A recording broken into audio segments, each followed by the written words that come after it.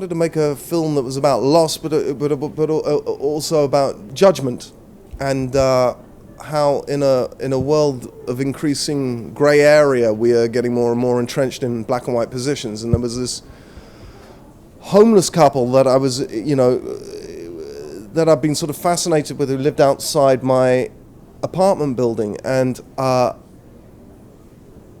when Hurricane Sandy happened, in the sort of mayhem of trying to we live right on the river in New York City, and in the mayhem of trying to get my wife and kids and a cat and a dog in the car and get to higher ground, I totally forgot about them, and I never saw them again, and I wondered what their lives were, and I just started I found myself sort of imagining those lives, and I thought that would be a really good way to tell a story about judgment, because the way I think I didn't want to make a film that is about homelessness being bad or addiction being bad, because of course it is, and we know that. I wanted to make a film about how we judge homeless people when we look at them, and I think it's an interesting response that we have, because it's an almost aggressive response, that somehow they must have done something to bring themselves here, and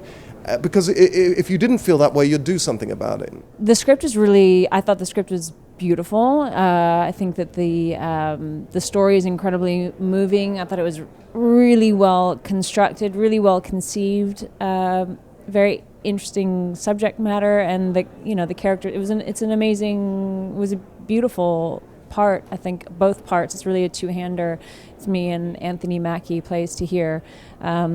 Both parts I thought were just written beautifully. No, I started writing the role of Hannah with nobody in mind, and suddenly I sort of discovered that I was writing it with my wife in my head. It's also inspired by a woman that I know who had her husband tragically died in 9/11, and she sort of fell very slowly into an addiction, and so slowly I started realizing, I'm actually writing this for my wife. I felt that Paul. I loved working with Paul, not only because he was my husband, but I think he did a great job, and I think that he had a very strong vision for what he wanted to do. He made some very bold choices. I thought were very brave and interesting choices. But at the same time, he really he gave his actors a lot of room to, help tell the story together with him. To explore and make, to take risks making choices. So that's, it's fulfilling having that kind of freedom. Yeah, we did. We shot it in, I think, 22 days in New York City, and 6-day weeks, and it was, our easiest day was 24 setups, and we were a single camera shoot, and it was really, it was fast.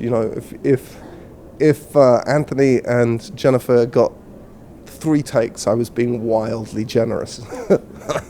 It was very fast-paced. We had to move really quickly, but it was really a privilege. I was so happy. I think it was such an accomplishment that Paul wrote the script, and he produced it, and he was directing it, and he was doing such an amazing job, and I felt like it was such a privilege to be part of it, and it was very fulfilling. The material I found very fulfilling. I was very happy working on it. So, was it a hard shoot? I was thrilled to be there, Not just necessity being the mother of invention, I think desperation being the mother of invention. So there was a lot of thinking on my feet, and there was a lot of staying up till 5 o'clock in the morning with a 6:30 pickup, trying to figure out how I was going to shoot the next day. And it was really exhausting but exhilarating, and what I thought was true turned out to be true, which is if you have a really meager budget, but you have abundant talent in your cast, people are going to think you know what you're doing as a director.